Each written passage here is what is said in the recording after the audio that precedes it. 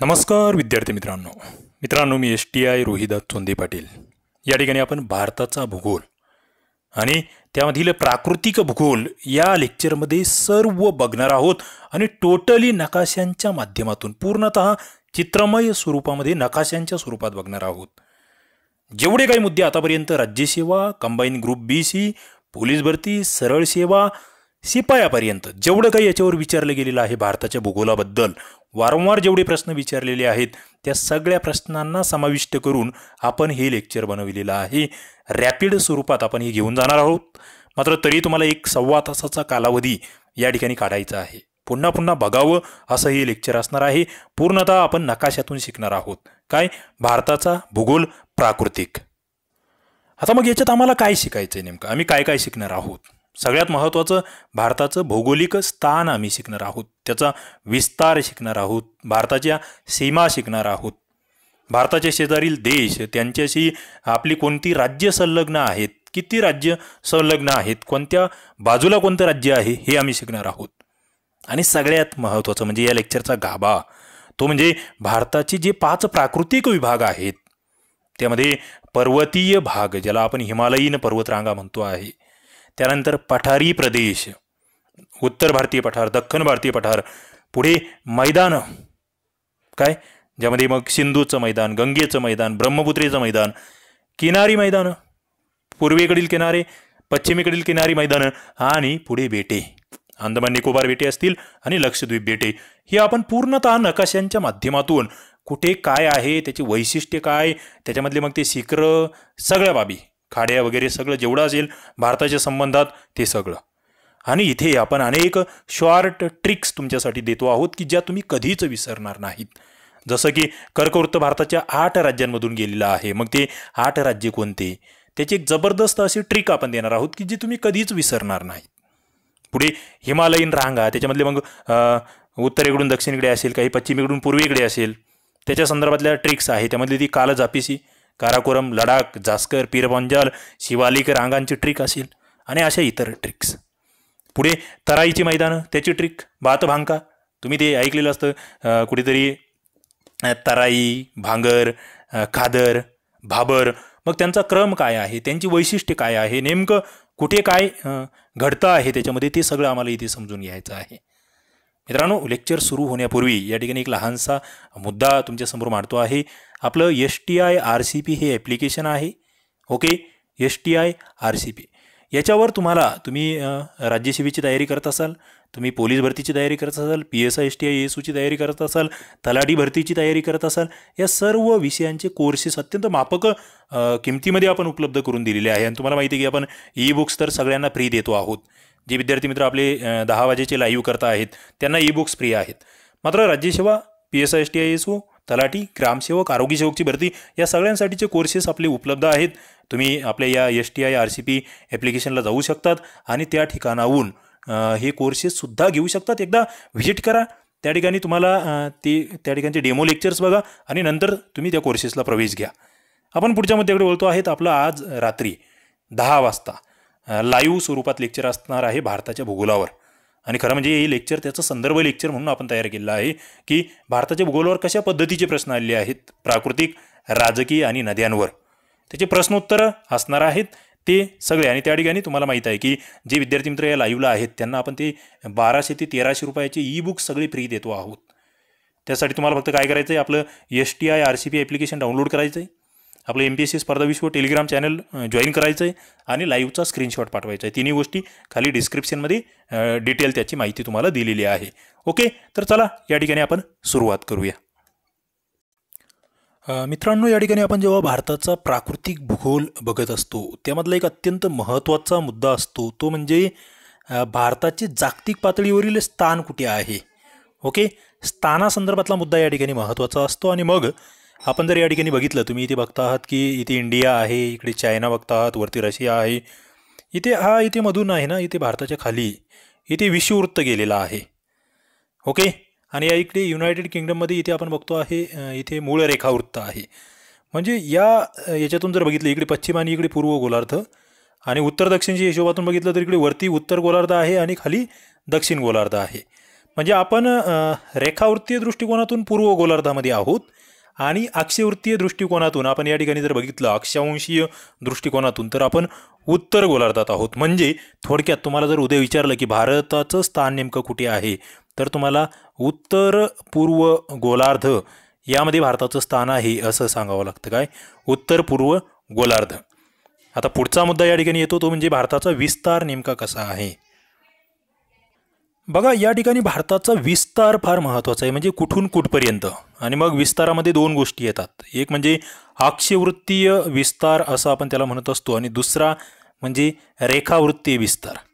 बघा अक्षवृत्तीय विस्तार समजून घेत असताना तुम्हाला या ठिकाणी लक्षात घ्यावं लागतं की इथे खाली मूळ विषुववृत्त आहे आणि इकडे वरती आपण गेलो की इथे जर बघितलं ना तुम्ही इथे 8°4' इथून 8°4' उत्तर अक्षांश इथून आपला अक्षवृत्तीय विस्तार सुरू होतो आहे। 8 अंशापासून इथून सुरुवात होते आहे, वरती ती सुरुवात म्हणजे होते त्या ठिकाणी आपल्या अक्षवृत्तीय विस्ताराची। मग 8 अंशापासून आमचा विस्तार किती आहे बघा, इकडे पुढे आपण जात राहतो वरती उत्तरेकडे आणि उत्तरेकडे या ठिकाणी आपण संपवतो आहोत। इथे जो संपण्याचा भाग आहे तो आहे 37°6' उत्तर अक्षांश, म्हणजे 8°4' उत्तर अक्षांश ते 37°, म्हणजे 8 ते 37 जर बघितलं तर जवळपास 29 अंश एवढा 29 अंशाचा विस्तार या ठिकाणी आपला उत्तर दक्षिण स्वरूपाचा आहे, हे आपल्याला लक्षात घ्यावं लागतं। आता पुढचा मुद्दा येतो तो म्हणजे रेखावृत्तीय विस्ताराचा। आता तुम्ही जर या ठिकाणी भारताचा नकाशा बघितला तर रेखावृत्तीय विस्तार तुमचा इकडून सुरू होतो आहे। या ठिकाणी तुम्ही जर बघितलं आपण पूर्ण पूर्व गोलार्धात आहोत, मात्र इथे या गुजरातच्या एकदम पश्चिम बाउंड्रीला जर बघितलं तुम्ही तर 68°7' पूर्व रेखांशापासून सुरुवात होते आहे। तर इकडे आपण या अरुणाचल प्रदेशाच्या पूर्व टोकावर 97°25' इथे आपण थांबतो आहोत, म्हणजे 68 ते 97 इथे सुद्धा 29 अंशाचा विस्तार आहे। म्हणजे आपण जर थोडंसं या ठिकाणी जर विश्लेषण केलं, फायनल निर्णय घ्यायचा झाला तर 29 अंश उत्तर दक्षिण आणि 29 अंश पूर्व पश्चिम म्हणजे अक्षवृत्तीय विस्तार आणि रेखावृत्तीय विस्तार हा भारताचा जवळपास सारखाच आहे, हे आपल्याला इथे लक्षात घ्यावं लागतं। पुढचा मुद्दा एक महत्त्वाचा असतो तो म्हणजे कर्कवृत्त भारताच्या मध्यातून गेलेला आहे। इथे जर तुम्ही बघितलं तर जवळपास 8 राज्यांमधून कर्कवृत्त गेलेला आहे। आता कर्कवृत्त काय भानगड आहे ते आधी लक्षात घ्या। तुम्हाला इथे जे तुम्ही बघतात की बाबा भारत इथून सुरू होतो आहे, इथे खाली 0 अंशावर अक्षवृत्त आहे, हे विषुववृत्त आहे। विषुववृत्ताच्या वरती इथे 23.5 अंशावर कर्कवृत्त आहे आणि खाली 23.5 अंशावर मकरवृत्त आहे। त्यानंतर पुन्हा आपण बघत असतो मग 66 अंश, खाली 66 अंश आणि नंतर मग 0 अक्षांश। ओके, तर हे जे उत्तरेकडील 23.5 अंश आहे ते भारताच्या मध्यातून जाते, जवळपास पूर्व पश्चिम स्वरूपामध्ये 23.5 अंश 23°30' उत्तर अक्षांश ते नेमकं कोणत्या राज्यातून जात आहे ते बघणं गरजेचं आहे। त्यासाठी आपल्याला पॉलिटिकल नकाशा बघावा लागतो। बघा या ठिकाणी एक पॉलिटिकल नकाशा तुमच्या समोर मी ठेवतो आहे। कर्कवृत्त आपल्याला काय बघायचं आहे, कर्कवृत्त भारताच्या कोणत्या राज्यातून जात आहे आणि त्याची एक अशी शॉर्ट ट्रिक मी तुम्हाला सांगणार आहे की ती आता तुम्ही कधीच विसरणार नाहीत। कर्कवृत्त 8 राज्यातून जातं, हा पहिला मुद्दा मी तुम्हाला सांगितला। बघा या ठिकाणी जर ते राज्यक्रमाने बघितले तुम्ही तर इथे ते इथून सुरू होतं ते या अशा पद्धतीची ही रेषा आहे ती इथे गुजरातमधून सुरू होतं ते। गुजरात झाल्यानंतर त्यानंतर ते इथे राजस्थानमध्ये जात आहे, म्हणजे या ठिकाणी थोडंसं इथे वरती आपण म्हणतोय गुजरात, राजस्थान, त्यानंतर मध्य प्रदेश, त्यानंतर मध्य प्रदेशच्या नंतर जर तुम्ही बघितलं तर इथे लहानसा भाग छत्तीसगडला इथे कव्हर करतं आहे। छत्तीसगड झाल्यानंतर पुढे झारखंड येतो आहे, झारखंड नंतर ते या ठिकाणी या कोपऱ्यात इकडे त्रिपुरामध्ये घुसतं आहे, इथे पश्चिम बंगाल, त्रिपुरा आणि पुढे मिझोराम। मित्रांनो तुमच्या लक्षात येतं आहे का आपण कोणकोणते राज्य या ठिकाणी बघतो आहोत? व्यवस्थित जर तुम्ही लक्ष दिलं तर तुमच्या लक्षात येईल पहिलं राज्य आहे या ठिकाणी गुजरात। ओके, पहिलं राज्य गुजरात येतं आहे, या ठिकाणी हा बाण तुम्ही बघता आहात गुजरात राज्य। दुसरं राज्य या ठिकाणी येतं राजस्थान, इथे हे गुलाबी रंगाचा हा राजस्थान दिसतोय तुम्हाला। ओके, पिंक कलरचा राजस्थान। त्यानंतर गुरा शॉर्टकट आपलं सुरू झालं आहे, गुरा गुजरात राजस्थान। त्यानंतर मच्छी मध्य प्रदेश, बघा हे राज्य आहे हिरवं, मध्य प्रदेश आणि छत्तीसगड, याला मी म्हणतोय मच्छी, गुरा मच्छी झालं, छत्तीसगडपर्यंत मच्छी झालं, गुरा मच्छी। त्यानंतर येते आपलं झाप म्हणजे काय, झारखंड आणि पश्चिम बंगाल, झाप गुरा मच्छी झाप। आणि त्याच्यानंतर येतं आहे त्रिमी काय आहे हे त्रिपुरा आणि मिझोराम, त्रिपुरा आणि मिझोराम. गुरा मच्छी झाप त्रिमी. गु म्हणजे गुजरात, रा म्हणजे राजस्थान, म म्हणजे मध्य प्रदेश, छ म्हणजे छत्तीसगड, झा म्हणजे झारखंड, प म्हणजे पश्चिम बंगाल, त्रि म्हणजे त्रिपुरा आणि मी म्हणजे मिझोराम. शॉर्टकट मला वाटतं तुमचं आता ही लक्षातून जाणार नाही. काय म्हणतोय मी? गुरा मच्छी झाप त्रिमी. फक्त इथे एक मुद्दा लक्षात घ्यायचा आहे की हे जे त्रिमी आहे, मी जे आहे ते मिझोराम लक्षात ठेवा. ओके, मिझोराम तेवढं एक लक्षात राहू द्या. तिथे मीवरून काही घोळ करू नका आणि मला वाटतं काही विषय नाही तिथे घोळ होण्याचा. गुरा मच्छी झाप त्रिमी 8 राज्यांमधून काय होतं आहे आपलं या ठिकाणी तुमचं कर्कवृत्त जातं आहे आणि त्याचं किती अंशावर आहे ते 23°30' पूर्व अक्षांश असं आपण त्याला म्हणतो, याच्यावरून हे जातं आहे. आता पुढचा मुद्दा आम्हाला जेव्हा भारताचा आम्ही प्राकृतिक भूगोल बघतो तेव्हा तो लक्षात घ्यावा लागतो, तो म्हणजे भारताची प्रमाण वेळ. बघा, हा मुद्दाही तेवढाच महत्त्वाचा आहे. भारताची प्रमाण वेळ कोणत्या अंशावरून जाते आहे, कोणत्या रेखावृत्तावरून जाते आहे आणि मग तिच्यामध्ये आणि आंतरराष्ट्रीय प्रमाण वेळेमध्ये किती फरक आहे.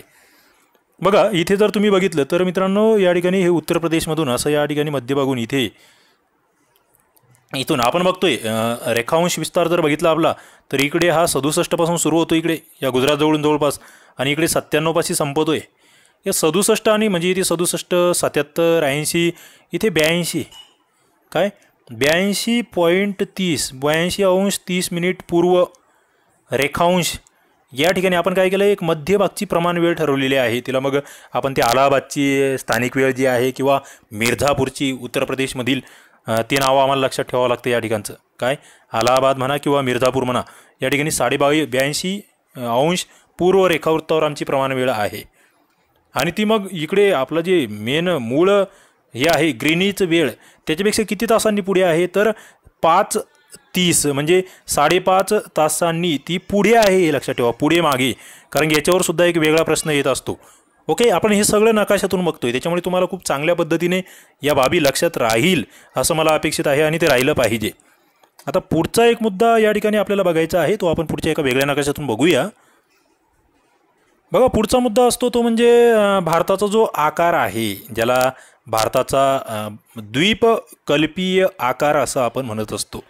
तो जर तुम्हाला विचारला की द्वीपकल्पीय आकार भारताचा नेमका कसा आहे तर त्याचं उत्तर तुम्ही काय देणार आहात की भारताचा आकार हा त्रिकोणाकृती आहे. कसा आहे?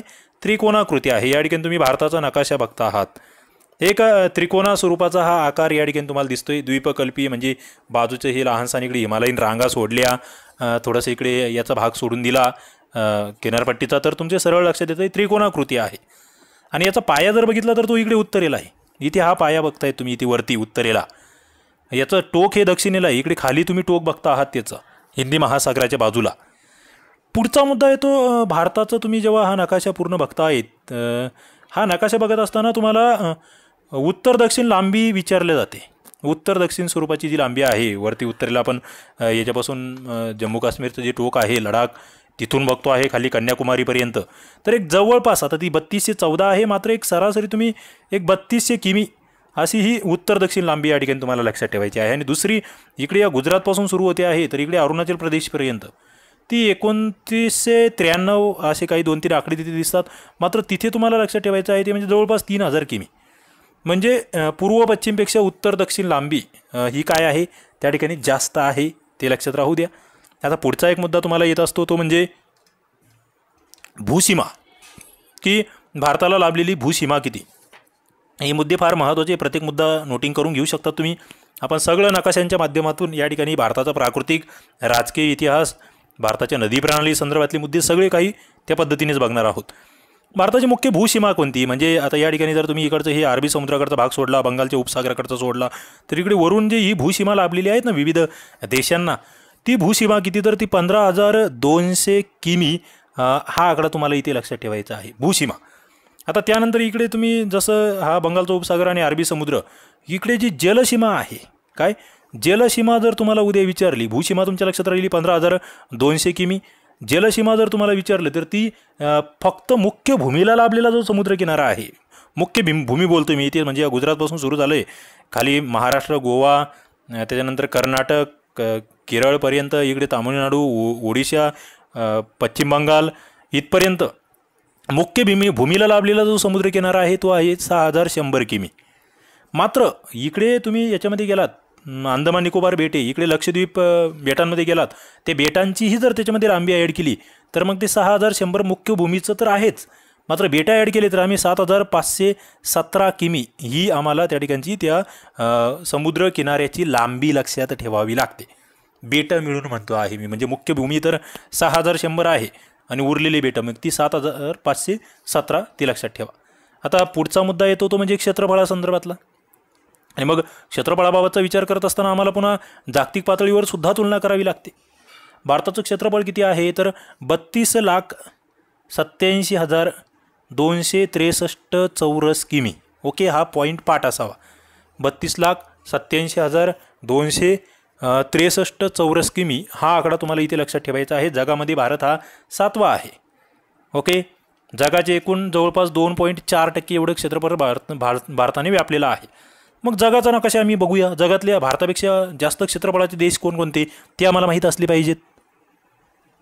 बघा, मग आम्ही या ठिकाणी जगाच्या नकाशावर येतो आहे आणि मग जगातले टॉपचे देश, जगातला 1 नंबरचा देश या ठिकाणी आम्ही बघतो आहोत की रशिया. इथे तुम्ही नकाशे बघत चला.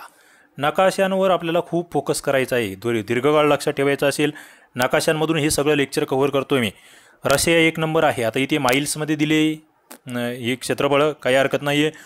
रशिया 1 नंबरला आहे. 2 नंबरचा देश क्षेत्रफळाच्या दृष्टिकोनातून इथे तुम्ही कॅनडा बघता. हे कॅनडा या ठिकाणी हा इथे कॅनडा आहे, इथे वरती युनायटेड स्टेट्सच्या वर 2 नंबरचा तो आहे. 3 नंबरला युनायटेड स्टेट्स आहेत. म्हणजे बघा, भारताच्या तुलनेत जर बघितलं, भारताचं आता हे माईल्समध्ये किती दिलं आहे, स्क्वेअर माईल्समध्ये या ठिकाणी जर क्षेत्रफळ बघितलं तर 12,69,000 आणि इथे जर बघितलं तुम्ही रशियाचं तर ते 66,01,000 म्हणतात. म्हणजे 12,12,65,60, 12,72 जवळपास भारताच्या 5 पट एवढं या ठिकाणी या रशियाचं क्षेत्रफळ आहे, भारताच्या 5 पट. कॅनडाचं बघितलं 12,36 जवळपास 3 पट. युनायटेड स्टेट्ससुद्धा भारताच्या 3 पट आहे. ओके, चायनासुद्धा या ठिकाणी आपण जर बघितला तर भारताच्या 3 पट आहे. मित्रांनो, मुद्दा लक्षात ठेवा, म्हणजे भारत चायनाच्या 1/3 आहे. आणि हे प्रश्न आलेले आहेत MPSCच्या परीक्षांना. पुढे चायना झालं आहे तुमचं 4 नंबरचं, त्यानंतर 5 नंबरला आहे इथे हा ब्राझील देश. याचंही 32 आहे, जवळपास 32 लाख स्क्वेअर माईल्स. म्हणजे भारताचे हे सुद्धा जवळपास 2.5 पट येतं आहे या ठिकाणी. त्यानंतर ऑस्ट्रेलिया आहे 29 लाख माईल्स, स्क्वेअर माईल्स असं आपण म्हणतोय. ऑस्ट्रेलियानंतर इंडियाच्या नंतर मग अर्जेंटिना, कझाकिस्तान आणि अल्जेरिया, असे हे 10 देश या ठिकाणी तुमच्या लक्षात राहिले पाहिजे. सगळ्यात मोठा देश कोणता आहे? रशिया. त्यानंतर Canada, USA, China, Brazil, Australia आणि इंडिया हे देश तुम्हाला लक्षात ठेवायचे आहेत. तुम्हाला हा प्रश्न विचारला गेला आहे की भारताचे क्षेत्रफळ चीनच्या किती आहे, तर 1/3 हे तुम्हाला लक्षात ठेवावं लागेल. रशियाच्या 1/5 म्हणा तुम्ही, 5 पट जवळपास कमी आहे. रशिया 5 पट आहे आपल्यापेक्षा. तो एक मुद्दा लक्षात असू द्या. आता मित्रांनो, पुढचा मुद्दा येतो की तो म्हणजे इतर देशांबरोबर ज्या भारतातील राज्यांच्या सीमा आहेत किंवा भारताचे शेजारील राज्य आणि त्या देशांसोबत कोणतं राज्य लागून आहे, कोणत्या देशासोबत, तो एक मुद्दा आपल्याला बघावा लागतो. आता इथे जर बघितलं तुम्ही भारताचे शेजारील देश तर तुमच्या लक्षात येईल की पाकिस्तान हा देश या ठिकाणी तुम्ही बघता आहात वायुव्येला आहे. मग इथे पाकिस्तानचे शेजारी जर बघितले इथे तुम्हाला राजस्थान दिसून येईल. त्यानंतर गुजरात आहे, पंजाब आहे आणि जम्मू काश्मीर आहे. म्हणजे 4 राज्ये जे आहेत ना ते पाकिस्तानला या ठिकाणी जोडून आहेत. पुढे मग इथे आपल्या इकडे उत्तरेला आपण बघतो आहोत चीन हा देश आहे. चीनला इकडे मग ते जम्मू काश्मीर ते 2 स्टेट्स आहेत. त्याच्यानंतर इथे हिमाचल प्रदेशसारखं राज्य या ठिकाणचं एक लहानसं. पुढे उत्तराखंड हे एक राज्य आहे. त्यानंतर सिक्कीम आहे, इथे वरती टोक एक लहानसं सिक्कीमचं, आणि अरुणाचल प्रदेश आहे. हे राज्य चीनला जोडून या ठिकाणी आहे. पुढे इथे बांगलादेश हे नवीन राज्य, एक देश तयार झाला बघा 1971ला, ज्या ठिकाणी भारताचंही मोठं योगदान होतं. त्या बांगलादेशला लागून कोणते राज्य आहेत? इकडचा आपला आसाम लागून आहे. त्यानंतर इकडचा मिझोराम लागून आहे. मेघालय या ठिकाणी मधला तो लागून आहे. त्रिपुराचं हे टोक या ठिकाणी त्याला लागून आहे. आणि इकडे आपण बघतोय की पश्चिम बंगाल लागून आहे. बांगलादेशला हे राज्य लागून आहेत, ते लक्षात असू द्या. त्यानंतर पुढे या ठिकाणी एक नेपाळ देश बघतायत बघा तुम्ही या ठिकाणी, हा नेपाळ. ओके, नेपाळ बघता आहात. आता नेपाळ बघितल्यावर तुमच्या लक्षात आलं पाहिजे की इथे नेपाळला लागून कोणत्या राज्यांची सीमा असणार आहे. नेपाळला बघा इकडे खालून हा इथे पश्चिम बंगालची सीमा असणार आहे. ओके, त्यानंतर थोडीशी या ठिकाणी सिक्कीमची सुद्धा सीमा आहे. सिक्कीमचं ते टोक आपण जे बघतो ते नेपाळला. पुढे उत्तराखंडची सुद्धा इकडून सीमा बघताय तुम्ही, उत्तराखंडची. बिहार या ठिकाणी खालून आहे आणि इकडे उत्तर प्रदेश आहे नेपाळला. समजून उमजून घ्या, हे म्हणजे पाठांतर करायचं नाही आपल्याला. नेपाळनंतर आणखी एक राष्ट्र तुम्ही या ठिकाणी बघता आहात आपल्या शेजारचं, ते म्हणजे भूतान. बघा या ठिकाणी इथे तुम्हाला हा नकाशा दिसतोय भूतानचा. भूतानला सरळ इकडून या ठिकाणी सिक्कीम लागून आहे. त्यानंतर खालून इथे पश्चिम बंगालचा सुद्धा काही भाग लागून आहे. पुढे इकडे आसाम आणि अरुणाचल प्रदेश, ते 2 राज्य भूतानला लागून आहेत. ओके. त्यानंतर येतो म्यानमार. हे या ठिकाणचं इकडचं पूर्वेकडचं राज्य आपलं एकदम म्यानमार. बघा या ठिकाणी आपण बघतो आहे अरबी समुद्र आहे, इथे म्यानमार आहे, पूर्वीचा ब्रह्मदेश, जो काही कालावधीसाठी भारताचा हिस्सासुद्धा होता, ते लक्षात ठेवा. ओके. 1935 नंबर आपण नंतर बघतोय आपण किती बाजूला झालेला आहे. मग या म्यानमारला लागून कोणती सीमा आहे? वरती अरुणाचल प्रदेश आहे, त्यानंतर नागालँड, मिझोराम आणि मणिपूर, हे 3 राज्य या ठिकाणची पूर्वेकडील राज्य, म्हणजे 4 राज्य एकूण: अरुणाचल प्रदेश, नागालँड, मणिपूर आणि मिझोराम. ते तुम्हाला माहीत असले पाहिजे. आता पुढचा मुद्दा काय येतो? पुढचा मुद्दा येतो की 2 सीमारेषा ज्या आहेत ना, या सीमा 2 पद्धतीच्या असू शकतात. कोणत्याही देशाला 2 पद्धतीच्या सीमा असू शकतात. एक म्हणजे नैसर्गिक सीमा, ओके, नैसर्गिक सीमा, आणि दुसऱ्या म्हणजे मानवनिर्मित सीमा. मग भारताला कोणत्या देशाच्या नैसर्गिक सीमा आहे आणि कोणत्या देशाच्या मानवनिर्मित सीमा आहेत ते लक्षात घ्या. आता नैसर्गिक सीमा म्हणजे ज्या ऑटोमॅटिकली तयार झाल्या, काहीतरी पर्वतरांगा वगैरे मध्ये आलेल्या आहेत. बघा इथे जर बघितलं तुम्ही, चायना आणि भारताच्या मध्ये हिमालयीन पर्वतरांगा आहे. मग त्यामधून हे चायना असेल, नेपाळ असेल, भूतान असेल, म्यानमार असेल, या 4 देशांसोबतच्या सीमा आपल्या नैसर्गिक आहेत. चायना, भूतान, नेपाळ आणि म्यानमार, 4 देश लक्षात ठेवायचे आहे, ज्या ठिकाणची सीमा कशी आहे? नैसर्गिक. पर्वतरांगा वगैरे त्या ठिकाणी मध्ये आहेत, त्या नैसर्गिक सीमा आहेत. दुसऱ्या राहतात मानवनिर्मित. बघा मानवनिर्मितमध्ये जर बघितलं तुम्ही, इकडे पाकिस्तान आहे, या ठिकाणी एक लहानसा अफगाणिस्तानचं सुद्धा टोक आहे आपल्यासोबत जोडलेलं. बघा पाकिस्तानची भूसीमा मानवनिर्मित आहे, आपण बघतोय फाळणी झाली 1947ला. त्यानंतर बांगलादेशची सीमासुद्धा एक आपण बघतोय त्या फाळणीच्या वेळेसच ती तय झाली होती, निश्चित झाली होती, ती एक सीमा. म्हणजे पाकिस्तान आणि बांगलादेश या 2 सीमा कशा आहेत? आपल्या मानवनिर्मित आहे, हे लक्षात ठेवा. पुढे मग तुम्हाला इथे हाही प्रश्न विचारला जातो की मॅकमोहन सीमारेषा कुठे आहे? बघा, किंवा भारत आणि चीनमध्ये कोणती सीमारेषा आहे? तर ती मॅकमोहन सीमारेषा तुम्हाला माहीत असली पाहिजे. इकडे ईशान्य भारताकडे. पुढे इथे रॅडक्लिप सीमारेषा म्हणतो आपण भारत पाकिस्तान दरम्यान किंवा भारत बांगलादेश दरम्यान, तीही आम्हाला माहीत असली पाहिजे. आणखी एक मित्रांनो, एक लहानशी कन्सेप्ट या ठिकाणी मला वाटतं तुम्ही परीक्षेभिमुख समजून घ्या, ती म्हणजे भूवेष्टित प्रदेश नावाची एक कन्सेप्ट असते. बघा, भूवेष्टित प्रदेश असं आपण त्याला म्हणतो. म्हणजे काय? ज्या भूभागाला 4ही बाजूने म्हणजे भूसीमा आहे, समुद्र वगैरे काही नाही. मग त्याच्यात जर तुम्ही बघितलं भारतातील कोणते राज्य आहे? बघा तुम्ही MP राज्य जर बघितलं, मध्य प्रदेश, आपण तो पॉलिटिकल नकाशा या ठिकाणी बघूया, तुमच्या ते जास्त लक्षात येईल चांगलं. बघा या ठिकाणी जर तुम्ही बघितलं, समजा हे मध्य प्रदेश राज्य तुम्ही इथे बघतायत, इथे मध्यभागी मध्य प्रदेश राज्य बघतायत. हे जे मध्य प्रदेश राज्य इथे आहे हे पूर्णतः भूवेष्टित आहे, याच्या बाजूला कुठेही समुद्र नाही आहे. दुसरं तुम्ही इथे छत्तीसगड राज्य बघा, हे छत्तीसगड, याच्या बाजूला समुद्र नाही आहे, भूवेष्टित आहे, पूर्णतः भूवेष्टित असलेले हे स्टेट्स या ठिकाणी आहे. बघा हे छत्तीसगड तुम्ही बघतायत, इथे मध्य प्रदेश बघतायत, पूर्ण भूवेष्टित आहे. पुढे झारखंड पूर्ण भूवेष्टित आहे, म्हणजे याला कोणत्याही बाहेरच्या देशाची सीमा नाही आहे किंवा एखादा समुद्र याच्या बाजूला नाही आहे, काही नाही, त्याला आपण भूवेष्टित असं म्हणत असतो. पुढचा एक मुद्दा तुम्हाला इथे भारताच्या भूगोलासंदर्भात लक्षात ठेवावा लागतो, तो म्हणजे इथे खाली तुम्ही जेव्हा दक्षिणेकडे येतात तेव्हा एक महत्त्वाचा मुद्दा येतो, तो म्हणजे भारताच्या 3ही सागरी सीमा एकत्रित येण्याचे ठिकाण कोणते? बघा इकडे अरबी समुद्राची सीमा या ठिकाणी येते आहे. ओके, इकडे अरबी समुद्राची, इकडे बंगालच्या उपसागराची आणि इकडे आपण बघतोय खाली हिंदी महासागर. या 3ही सीमा ज्या एकत्र येत आहेत ते म्हणजे कन्याकुमारी हे ठिकाण जे तामिळनाडूमधलं आहे, कन्याकुमारी, ते तुम्हाला लक्षात घ्यावं लागतं. कन्याकुमारी ज्या ठिकाणी सगळ्या सीमा एकत्र येत आहेत. आणि पुढे मग इथे भारत आणि श्रीलंका हा देश कोणत्या सामुद्रधुनीमुळे वेगळा झाला? तर ती पाल्कची सामुद्रधुनी, ती तुम्हाला माहीत असावी, पाल्कची सामुद्रधुनी. पुढे भारताच्या दक्षिणेकडील टोक कोणतं? ते निकोबार बेटामध्ये असलेले इंदिरा टोक. आता इथे अरबी समुद्रामध्ये आपण बघतोय लक्षद्वीप बेटं आहे, बंगालच्या उपसागरामध्ये निकोबार बेटं आहेत, तेही आम्हाला लक्षात घ्यावे लागतात. त्याच्यानंतर आणखी या ठिकाणचं एक महत्त्वाचं बघा, इथे जर तुम्ही बघितलं आपला हा जो नकाशा आहे, इथे या ठिकाणी हे कोलकात्याच्या जवळ इथे खाली इथे जर तुम्ही बघितलं एक न्यूमूर नावाचं बेट आहे, न्यूमूर. याच्यावर तुम्हाला प्रश्न विचारले गेले, न्यूमूर हे कोणत्या 2 देशामध्ये भांडणाचं कारण आहे? तर भारत आणि बांगलादेश या दोन देशामध्ये भांडणाचं कारण आहे, हे तुम्हाला लक्षात ठेवावं लागतं.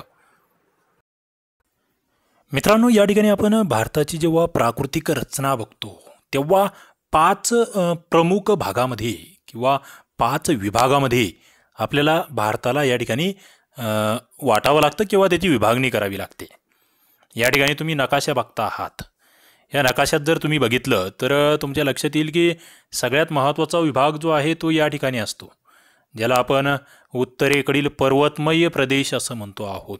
ओके, इकडे म्हणजे त्या काश्मीर हिमालयापासून सुरुवात होते पुढे उत्तराखंड वगैरे जाता आहे, हिमाचल प्रदेशमध्ये जातो आहे आणि इकडे एक पूर्वांचलचा भाग, हा पर्वतीय प्रदेश, हा पहिला भाग या ठिकाणचा असतो. दुसरा भाग असतो तो म्हणजे उत्तर मैदानी प्रदेश. मग ते इथे या पंजाबच्या मैदानांपासून ते इकडे गंगेचं मैदान आहे, त्याच्यानंतर इकडे थोडंसं ब्रह्मपुत्रेचं मैदान आहे, ही सगळी मैदानं, हे मैदानी प्रदेश म्हणून हा 2 नंबरचा भाग आपल्याला पाडावा लागतो. तिसरा भाग जर बघितला तर तो हा पूर्ण मधला हा त्रिकोणी पट्टा, इथलचा हा मधला पूर्ण त्रिकोणी पट्टा, ज्याला आपण पठारी प्रदेश असं म्हणतो. म्हणजे 3 गोष्टी तुमच्या लक्षात येत आहेत. तर वरती या ठिकाणी पर्वत, त्यानंतर मैदानीय प्रदेश, पर्वत, मैदान आणि पठार, हे 3 भाग मुख्य झाले. त्यानंतर इकडे जे अरबी समुद्राकडची सीमा आहे ती, आणि इकडे बंगालच्या उपसागराकडची सीमा, काळाचा जो किनारी प्रदेश आहे तो किनारी मैदानी प्रदेश आपण त्याला म्हणतो. आणि त्यानंतर या साईडला इकडे तुम्ही बघतात अरबी समुद्रामधले लक्षद्वीप बेटे आणि बंगालच्या उपसागरामध्ये खाली असलेले अंदमान निकोबार बेटे, यांना बेटे असं म्हटलं जातं. म्हणजे बघा 5 भाग तुम्हाला सरळ लक्षात येत आहेत. पर्वत, मैदान, पठारे, किनारे आणि बेटे, या 5 भागांचा आपल्याला व्यवस्थित अभ्यास करावा लागतो. बघा आणखी वेगवेगळ्या नकाशांमधून या बाबी आपण या ठिकाणी समजून घेऊया. पहिला मुद्दा इथे बघा, हिमालयाज म्हटलेला आहे. हिमालयाज, या हिमालयीन रांगा या ठिकाणी तुम्ही बघता आहात. त्यानंतर इथे गंगेज प्लॅन म्हणजे गंगेचं मैदान, इथे ब्रह्मपुत्रेचं मैदान, आणि इकडे या ठिकाणी थोडंसं सिंधूचं मैदान जे आहे इकडे वरती, हे बघा इंडस प्लॅन असं त्याला म्हटलं जातं आहे. तर हे मैदानी प्रदेशाचा हा भाग येतो. पुढे इथे डेक्कन प्लॅट्यू असं म्हटलं जातं बघा, हा या ठिकाणी दख्खनचा पठार जो आहे तो इथे येतोय, पठारी प्रदेश. त्यानंतर इथे तुम्ही हा कोरोमंडल किनारा वगैरे म्हणताय, तिकडे मलबार किनारा, म्हणजे ही किनारपट्टी या ठिकाणी तुम्ही बघता आहात, ज्याला इकडे वेस्टर्न घाटाच्या बाजूची किनारपट्टी आहे, इकडे ईस्टर्न घाट आहे त्याच्या बाजूची किनारपट्टी आहे ती येत आहे. आणि त्यानंतर तुम्ही इथे बघता आहात की या ठिकाणी अंदमान आईसलँड्स असतील. ओके, इथे अंदमान आईसलँड्स आणि या ठिकाणी लक्षद्वीप आईसलँड्स, म्हणजे ही 2 बेट, ती तुम्हाला म्हणजे 5 भाग तुमच्या लक्षात येत आहेत.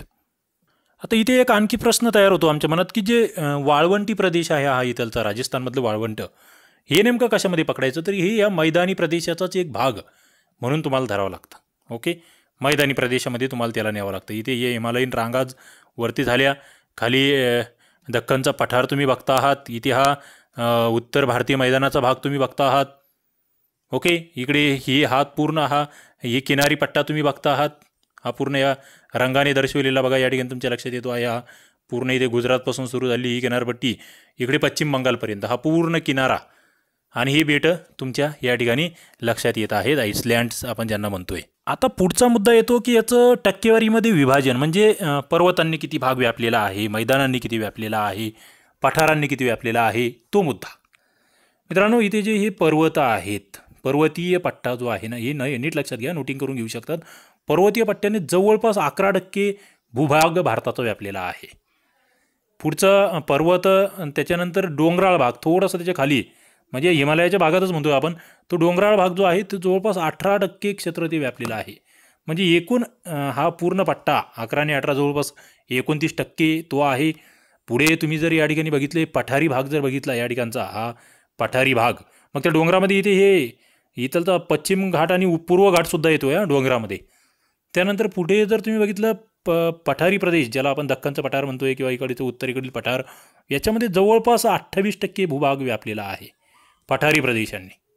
ओके, त्याच्यानंतर जो मैदानी प्रदेश आहे, आपण या ठिकाणी गंगेचं किंवा सिंधूचं काही भाग या ठिकाणी वरचा आपण बघतोय, इकडे ब्रह्मपुत्रेचं, तो मैदानी प्रदेशाचा भाग या ठिकाणी 43% आसपास आहे.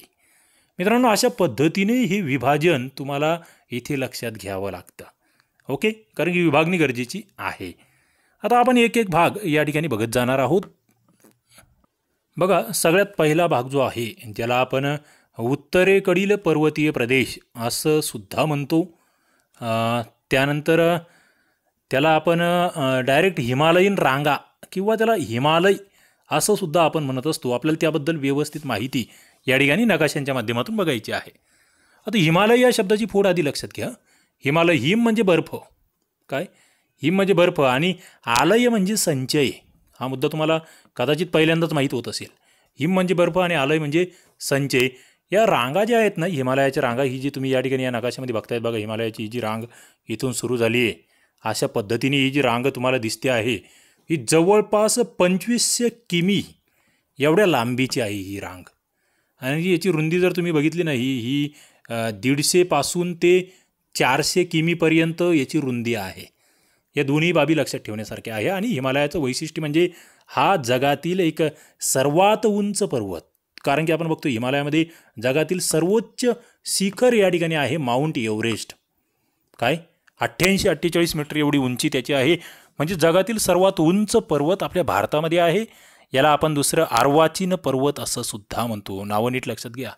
याला तरुण असा वली पर्वत असंही म्हटलं जातं बघा. वली, वळ्यांचा पर्वत असं आपण त्याला म्हणू शकतो. आणि याची हिमालयाची जी उत्पत्ती आहे, हिमालयाची जी निर्मिती आहे, तिच्या संदर्भातली सुद्धा एक लहानशी बाब तुम्हाला माहीत असली पाहिजे की जी हिमालयाची निर्मिती झालेली आहे ती जवळपास 60 कोटी वर्षापूर्वी टेथिस नावाच्या एका समुद्रापासून झाली. टेथिस नावाचा समुद्र होता, मात्र उत्तरेकडून आलेला दाब आणि दक्षिणेकडून आलेला दाब याने त्या ठिकाणी हा पर्वत तयार झाला. दोन त्या ठिकाणी आपण पूर्ण म्हणजे जगाचं जर या ठिकाणी तुम्ही हे गेलं, समजा असा हा जगाचा नकाशा आहे, इथे जो उत्तरेकडचा भाग होता याला लॉरेशिया असं म्हटलं जायचं बघा. ही मुद्दे फार महत्त्वाचे भूगोलाचा अभ्यास करत असताना माहीत असावे. लॉरेशिया, ज्याला अंगारा भूमीसुद्धा म्हटलं जायचं. आणि दक्षिणेकडचा जो भाग होता त्याला गोंडवाना भूमी असं म्हटलं जायचं.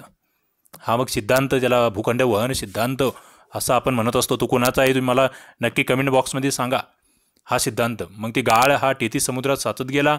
दोन्ही बाजूने इथून वरून उत्तरेकडून आणि दक्षिणेकडून त्या ठिकाणी जो दाब पडला, या दाबातून या हिमालय पर्वताची निर्मिती झालेली आहे, हे तुम्हाला माहीत असावं. ओके, मुद्दा महत्त्वाचा आहे. आता इथे आपण जेव्हा जातो या हिमालयाचे, जेव्हा आपण थोडासा हिमालयाचा अभ्यास करतो, तेव्हा हिमालयाच्या 3 भागामध्ये तुम्हाला विभागणी करायची आहे. एकदम ही वरच्या ज्या रांगा आहेत ना, एकदम वरच्या, त्यांना तुम्ही उत्तर हिमालय, ग्रेटर हिमालय, बृहद हिमालय, मुख्य हिमालय किंवा हिमाद्री, ज्या सर्वात उंचावरच्या रांगा आहेत त्यांना तुम्ही या नावाने ओळखतात. दुसऱ्या ज्या आहेत, थोडासा त्याच्या खालचा जो थर आहे, थोडा खालचा, त्याला आपण मध्य हिमालय किंवा लेसर हिमालय किंवा हिमाचल असं म्हणतो. आणि त्याच्या खाली जे आहेत ना मित्रांनो, तिसरा भाग, त्याला आपण शिवालिक टेकड्या, शिवालिक टेकड्या किंवा दक्षिण हिमालय असं सुद्धा म्हणतो. ओके, म्हणजे तुमच्या लक्षात येतं की ते सर्वात उंच जे आहे ती हिमाद्री आहे. सलग रांग आहे, म्हणजे तिची सरासरी उंची जवळपास 6000 मीटरच्या वर एवढी त्याची उंची सरासरी. सर्वोच्च शिखर, मग त्यामध्ये आपण बघतोय माउंट एव्हरेस्ट, हे शिखर तुम्हाला माहीत असावं की जे सर्वात उंच शिखर आहे. हे कोणत्या देशात आहे तर हे नेपाळ या देशामध्ये आहे. माउंट एव्हरेस्ट याचं एक वेगळं नावही तुम्ही लक्षात ठेवा. या ठिकाणी त्याला सागरमाथा असंही म्हटलं जातं. सागरमाथा. त्याची उंची लिहून घ्या, 88-48 मीटर, 8848 मीटर एवढी त्याची उंची आहे. मग इथे अनेक शिखरं आहेत या ठिकाणी. धवलगिरी शिखर आहे, अन्नपूर्णा आहे, मानसलू, गौरीशंकर, मकालू, हे नेपाळमधले. आपल्या भारतामधलं इथे एक महत्त्वाचं शिखर तुम्हाला लक्षात घ्यावं लागेल या ठिकाणी इथे, ते म्हणजे कांचनगंगा. त्याला कांचनजंगा सुद्धा म्हटलं जातं काही ठिकाणी. कांचनगंगा म्हणूया आपण, आपल्याला गंगा म्हणायला चांगलं वाटतं. कांचनगंगा. ओके, याची उंची तुम्हाला माहीत असावी, कारण की भारतातलं एक महत्त्वाचं शिखर आहे. याची उंची आहे 81 या ठिकाणी 81-98 एवढी त्याची उंची आहे. काही ठिकाणी थोडेसे वेगळे उल्लेख तुम्हाला दिसतील. 81-98 मीटर एवढी कांचनगंगाची उंची आहे सिक्कीममध्ये. मात्र भारतातील सर्वोच्च शिखर जर तुम्हाला विचारलं, उद्या भारतातील सर्वोच्च शिखर कोणतं, येथे काश्मीरमध्ये तुम्हाला लक्षात ठेवायचं आहे, जम्मू काश्मीरमधलं, ते म्हणजे K2. K2 हे भारतातील सर्वोच्च शिखर आहे, ज्याला दुसरं एक नाव काय आहे, गॉडविन ऑस्टिन. गॉडविन ऑस्टिन या नावाने सुद्धा हे K2 ओळखलं जातं. याची उंची जर बघितली 86-11 मीटर, 8611 मीटर सर्वोच्च जगातील 2 नंबरचं शिखर हे आहे. त्यानंतर मग इथे पुन्हा नंगा पर्वतसुद्धा आहे 81-26 मीटर. त्यानंतर इकडे खाली उत्तरांचलमध्ये आली ते गंगोत्री आहे 66-14 मीटरचं. बद्रीनाथ आहे 71-38 मीटर. त्रिशूल आहे 71-20 मीटर. नंदादेवी 78-17 मीटर. ही सगळी या ठिकाणी ग्रेट हिमालयाच्या पर्वतरांगेतील शिखरं. ओके, मग इथे विविध खिंडीसुद्धा आहे. तुम्हाला इकडे मग खिंडीवर सुद्धा प्रश्न येतात. या ठिकाणी जर बघितलं तुम्ही तर तुम्हाला स्टेट वाईज खिंडी माहीत असल्या पाहिजे. म्हणजे इथे तुम्हाला जर विचारलं जम्मू काश्मीर, आता याचे 2 भाग झाले आहेत, मात्र एक इथे बर्जिला आणि झोजिला, ही झोजिला नावाची एक खिंड तुम्हाला नीट लक्षात राहायला असली पाहिजे. लांब जी खिंड झोजिला. पुढे हिमाचल प्रदेशामध्ये 12 लाचला नावाची किंवा लापचा म्हणलं जातं त्याला, लाचला नावाची ती एक खिंड लक्षात ठेवा. सिपकेला नावाची खिंड एक हिमाचल प्रदेशामधल्या, त्या 2 खिंडी महत्त्वाच्या आहे. पुढे उत्तरांचल जे आहे किंवा ज्याला आपण उत्तराखंड म्हणतोय, तिथे थांगला, नितिला, लिपुलेक एक बघा, इथे लिपुलेक प्रश्न आला आहे हा, लिपुलेक ती लक्षात ठेवायची. आणि इकडे सिक्कीममधली नथुला आणि जेलपला अशा 2 खिंडी आहे. नथुला महत्त्वाचं नाव आहे सिक्कीममधलं. या खिंडी तुम्हाला इथे लक्षात ठेवायची आहे. ओके, हा सगळ्यात उंचावरचा भाग. त्यानंतर आपण थोडं या 2 नंबरच्या याच्याकडे आलो, त्याला मध्य हिमालय किंवा हिमाचल हिमालय असं म्हणतो आपण. त्यासुद्धा जवळपास एक सरासरी 3000 मीटरच्या आसपास आहेत. त्याच्यामधली पीर पंजाल ही एक महत्त्वाची ही लक्षात ठेवायची, तुम्हाला रांग लक्षात ठेवायची आहे. ओके, आता इथे 4 रांगा बघा. एक शॉर्टकट तुम्हाला मी आता सांगून ठेवतो. काल झापीसी हे शॉर्टकट लक्षात ठेवा. का ल झा पी सी, कारण याच्यावर प्रश्न विचारला गेला आहे. तुम्ही म्हणाल ही का सांगतायत आम्हाला. सगळ्यात वरची रांग काराकोरम, त्यानंतर लडाख, त्यानंतर जास्कर, त्यानंतर पीर पंजाल आणि त्यानंतर शिवालिक. काल झापीसी हे म्हणजे उत्तरेकडून दक्षिणेकडे या रांगांचा क्रम तुम्हाला माहीतच असला पाहिजे. आता या रांगांमध्ये काही वैशिष्ट्य जर बघितले, काल झापीसी त्यामध्ये ते पीर पंजाल जे आहे ना, पीर पंजाल, या पीर पंजाललाच थोडंसं इकडे वरती तुम्ही वायव्येकडे गेले की तिला धौलधार रांग असं म्हटलं जातं. बघा हे धौलधार, तुम्ही हे शब्द ऐकत झाला आता पुढे हळूहळू. धौलधार रांग, या धौलधार रांगेमध्येच आपण बघतो मग ते शिमला नावाचं थंड हवेचं ठिकाण आपल्याला माहीत आहे, शिमला. ओके, पुढे पीर पंजाल आणि बनियाल नावाचे महत्त्वाचे खिंडीसुद्धा हिमाचल पर्वतरांगेत आहेत, ते माहीत असले पाहिजे. इथे याच्यातच तुम्हाला काश्मीर खोरे दिसते वर, तिथे झेलम नदी वाहते आहे त्या ठिकाणून. कांगरा खोरे आहे धौलधारच्या दक्षिणेला थोडेसे, कांगराच्या दक्षिणेला पुन्हा कुलू खोरे आहेत. आणि इथे थंड हवेची ठिकाणं या मधल्या रांगेमध्ये म्हणजे आपण मध्य हिमालयात जर बघितली तर इथे शिमला आहे, मसुरी, राणीखेत, नैनिताल उत्तरांचलमधले. त्यानंतर इकडे दार्जिलिंग नावाचं एक पश्चिम बंगालमधलं थंड हवेचं ठिकाण, ते माहीत असलं पाहिजे. ओके, आणि तिसरी जी रांग येते जी सगळ्यात खालची म्हणजे कमी उंचीची रांग म्हणूया आपण हिमालयाची, तिला दक्षिण हिमालय किंवा काल झापीसी म्हणजे त्या शिवालिक टेकड्या ज्या पायथ्याशी आहेत. बघा शिवालिक सगळ्यात शेवटची, काराकोरम सगळ्यात वरची रांग आपल्यासाठी. मग हे शिवालिक म्हणजे काय आहे, ते या पायथ्यालगत आहे. ओके, यांची उंची 1000 ते 1500च्या आसपास आहे. इथे गाळाचं संचालन होतं आहे, त्या ठिकाणी संचयन होतं आहे. या ठिकाणी अनेक टेकड्या आहेत, लहान लहान. जम्मूमध्ये इथे जम्मू टेकड्या आहे.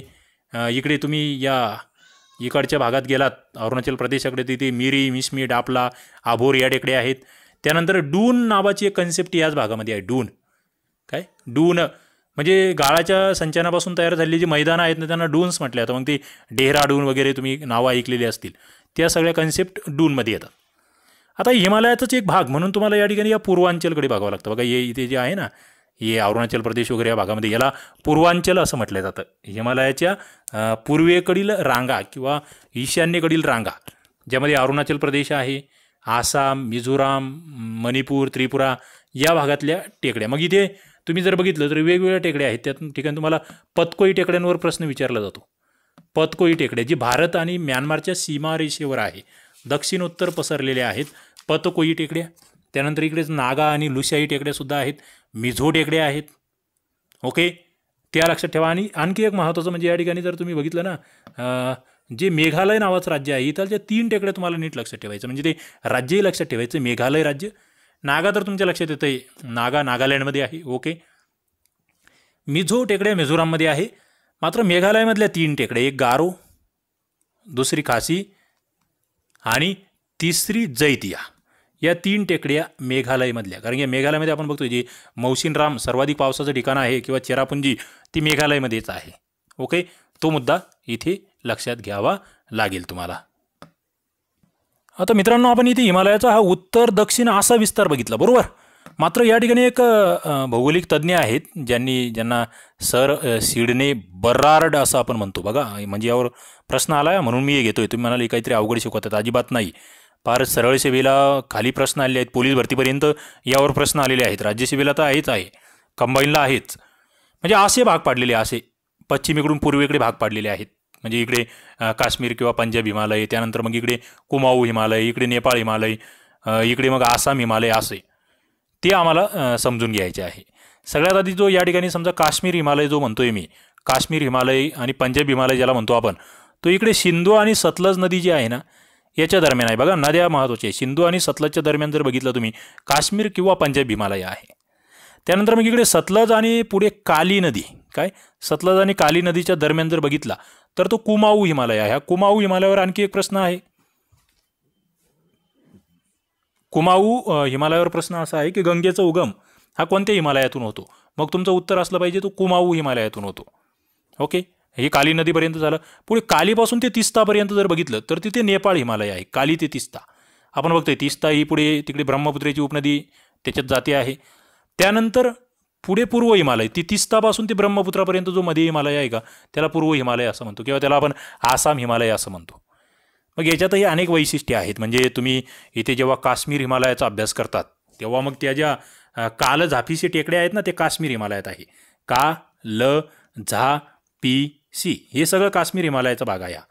उत्तरेकडून दक्षिणेकडे तुम्हाला सांगितलं मी, काराकोरम, लडाख, जास्कर, पीरपंजल आणि शिवालिक. हे नीट लक्षात ठेवा, याच्यावर प्रश्न आलेला आहे. ओके, काराकोरम या ठिकाणी सर्वात उंच रांग आहे या काश्मीर हिमालयामध्येच. K2 शिखर आहे, ते लक्षात राहू द्या. त्यानंतर इथे जो पंजाब हिमालय आहे 2 नंबरचा, आता इथे सिंधू नदी, त्यानंतर इथे सतलजपासून सुरू होतो पंजाब हिमालय पुढे. ओके, या पंजाब हिमालयामध्ये बारालापचा आणि रोहतांग या 2 खिंडी लक्षात राहू द्या पंजाब हिमालयामध्ये. त्याच्यानंतर पुढे जो कुमाऊ हिमालय आहे याच्यामधले नंदादेवी हे शिखर कुमाऊ हिमालयात आहे. ओके, बद्रीनाथ, केदारनाथ हे जे थंड हवेचे ठिकाणं आपण म्हणजे थोडे तीर्थक्षेत्र म्हणतोय, त्रिशूल, गंगोत्री, ही कुठे आहेत? कुमाऊमध्ये. म्हणजे कुमाऊमध्ये गंगा, त्यानंतर यमुना आणि भगीरथी या 3 नद्यांचा उगम जो आहे तो कुमाऊ हिमालयात आहे. यावर प्रश्न आलेला आहे. भगीरथी, गंगा आणि यमुना कुमाऊ हिमालयामध्ये. त्यानंतर पुढे इकडे जो येतोय तो नेपाळ हिमालय. बघ नेपाळ हिमालयातलं तुम्हाला काय लक्षात ठेवायचं आहे माहिती की या ठिकाणी थोडंसं इथे नेपाळ हिमालय म्हटलं की तुम्हाला सगळ्यात महत्त्वाचं लक्षात ठेवायचं इथे सर्वोच्च शिखर कोणते? Mount Everest, Sagarmatha 88-48 metre, Makalu, Dhaulagiri, Annapurna, Manaslu हे सगळे, आणि इथे सिक्कीमचा भागसुद्धा येतोय, कांचनगंगा, ते याच्यामध्ये येत आहे. ओके, आणि सगळ्यात शेवटी जे जो हिमालय येतो या ठिकाणी म्हणजे याच्यात आपण म्हणतोय डायरेक्टली पूर्व भागामध्ये पूर्व हिमालय किंवा आसाम हिमालय याला म्हणतोय आपण, जो तिस्ता नदीपासून ते ब्रह्मपुत्रेपर्यंत पसरलेला आहे. यामधलं पूर्व हिमालयामधलं तुम्हाला एक नामचा बर्वा नावाचं एक शिखर आहे बघा, नामचा बर्वा, 177-56 मीटर, ते लक्षात ठेवायचं आहे. सिक्कीम हिमालयातल्या नथुला आणि जेपला या 2 खिंडी लक्षात ठेवायच्या आहे. आणि इकडच्या ते लहान लहान टेकड्या पतकोई, नागा, लुशाई, मिझो, गारी, खासी, जैतिया, त्या सगळ्या टेकड्या तुम्हाला लक्षात ठेवायच्या आहेत. ओके, तर हे मुद्दे इथे महत्त्वाचे आहेत. बघा हिमालयाचं महत्त्व काय याच्या संदर्भात काही 1-2 प्रश्न तुम्हाला जुन्या प्रश्नपत्रिकेत सापडतात. जसं हिमालयाला जगाचे बोटॅनिकल गार्डन म्हटलं जातं, हा एक मुद्दा तुम्ही लक्षात ठेवा. तो वस्तुनिष्ठ आहे मात्र महत्त्वाचा आहे, बोटॅनिकल गार्डन. पुढे इथे ज्या शिवालिक टेकड्या आहेत याच्या टेकड्याच्या दक्षिणेला कोणती वनं आहेत तर तराईची वनं, दलदलीची वनं जी आहे ना त्यांना तराईची वने म्हणतात, ती लक्षात असू द्या. त्यानंतर आपण बघतो हे उंच हिमालय जिथे आहे इथे म्हणजे वनस्पती जिथे वाढत नाही तिथे कोणती गवत वाढते तर त्या ठिकाणी आल्पाईन नावाचे गवत तुम्हाला माहीत असले पाहिजे. कोणते? आल्पाईन गवत त्या ठिकाणी वाढते आहे. तर हे काही महत्त्वाचे म्हणजे हिमालयाचे महत्त्व म्हणून तुम्हाला या ठिकाणी सांगता येतील. खिंडी आपण बघतोय, खुशकीची मार्ग म्हणून या ठिकाणच्या खिंडी गिर्यारोहणासाठी हे भाग महत्त्वाचे आहेत. धार्मिक स्थळं आपण बघतोय, अमरनाथ, गंगोत्री, जमुनोत्री, बद्रीनाथ, केदारनाथ, या सगळ्या बाबी इथे महत्त्वाच्या आहेत. अशा पद्धतीने हिमालयीन भाग इथे आपल्यासाठी महत्त्वाचा आहे. बघा या आणखी एका नकाशामधून तुम्हाला एक गोष्टी आणखी क्लिअर होतील एकदम. म्हणजे इथे हिमालयाचा तुम्ही विचार केला तर हे पामीरचं पठार किंवा ज्याला पामीर नॉट असं म्हटलं जातो तिथून हिमालय सुरू होतोय. मग इथे हे K2 शिखर तुम्ही बघतायत, इथे नंगा पर्वत बघता आहात, इथे सगळ्यात वरती काराकोरम रांगा, नंतर या लडाख रांगा, काल, नंतर जास्कर पर्वतरांग, आणि नंतर या खाली शिवालिक, काल झापीसी ते तुम्ही बघताय. तिथे एक कामेत नावाचं शिखर आहे, इकडे हे नंदादेवी आहे, धौलागिरी आहे, अन्नपूर्णा, यांची स्थानं लक्षात ठेवा. काही वेळेस तुम्हाला क्रम येतात, उत्तरेकडून दक्षिणेकडे, पश्चिमेकडून पूर्वेकडे इथे मानसरोवर तुम्ही बघतायत. इथे कैलास पर्वतरांग बघा या ठिकाणी आहे. काराकोरम खिंड या ठिकाणी आहे. कुनलुन पर्वतरांग ही भारताच्या उत्तरेकडे आपण बघतोय. माउंट एव्हरेस्ट कुठे आहे बघा, हे नेपाळमधलं इथे. मकालू आहे. कांचनजुंगा ज्याला म्हटलं जातं इथे सिक्कीममधलं ते. त्यानंतर इथे याच्यामधलं अरुणाचल प्रदेशमधलं नामचा बर्वा लक्षात ठेवा. नमचा बर्वा दिला इथे, काही हरकत नाही. आणि या टेकड्या बघा, टेकड्यांचे क्रम लक्षात राहू द्या. इथे पतकाई आहे, त्याच्यानंतर नागा आहे, नंतर मिझो आहे. ओके, त्यानंतर इकडे जैताई, गारो आणि खासी या टेकड्या. ही हिमालया संदर्भात मला वाटतं ही महत्त्वाचे मुद्दे आहेत आणि हे नकाशातून आम्हाला अभ्यासायचे आहेत जास्तीत जास्त.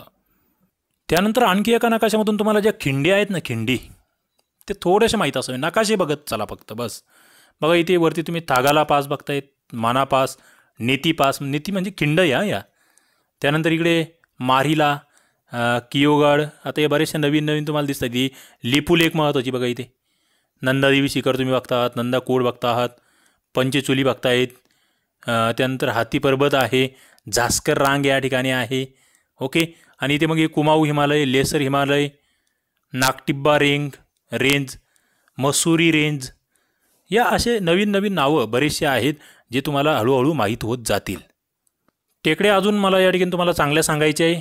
बघा पतकाई टेकड्या, नागा टेकड्या, मणिपूर टेकड्या आणि लुशाई टेकड्या. हा क्रम उत्तरेकडून दक्षिणेकडे लक्षात ठेवण्याचा प्रयत्न करा. गारो, खासी, जैतिया हा पश्चिमेकडून पूर्वेकडे क्रम आहे. सगळ्यात पश्चिमेला गारो आहे, त्यानंतर खासी आहे आणि त्यानंतर जैतिया आहे. त्याच्यानंतर वरती ते आसाममध्ये तुम्ही जर बघितलं तर मिकीर, बरेल तुम्ही बघता आहात. इकडे वरती अरुणाचल प्रदेश हा भाग बघताय तुम्ही. इथे डफला आहे, मिरी, आबोर, मिश्मी या टेकड्या तुम्ही बघता आहात. त्याच्यानंतर हे सिक्कीममधलं कांचनजुंगा या ठिकाणी, इकडे मकालू शिखर आहे, इथे नेपाळमधलं माउंट एव्हरेस्ट आहे. तर हे मुद्दे महत्त्वाचे आहे. आणि ब्रह्मपुत्रा ज्याला सांगपो असं म्हटलं जातं वरती. ओके, ते नावही तुम्हाला माहीत असणं गरजेचं आहे. चला आता आपण या ठिकाणी पुढच्या घटकाकडे वळूया. पुढचा म्हणजे 2 नंबरचा जो भाग आहे प्राकृतिक विभाग, तो म्हणजे उत्तर भारतीय मैदानी प्रदेश आपण ज्यांना म्हणतो आहे. काय मैदानी म्हणूया किंवा मैदानी प्रदेश आपण त्याला म्हणूया.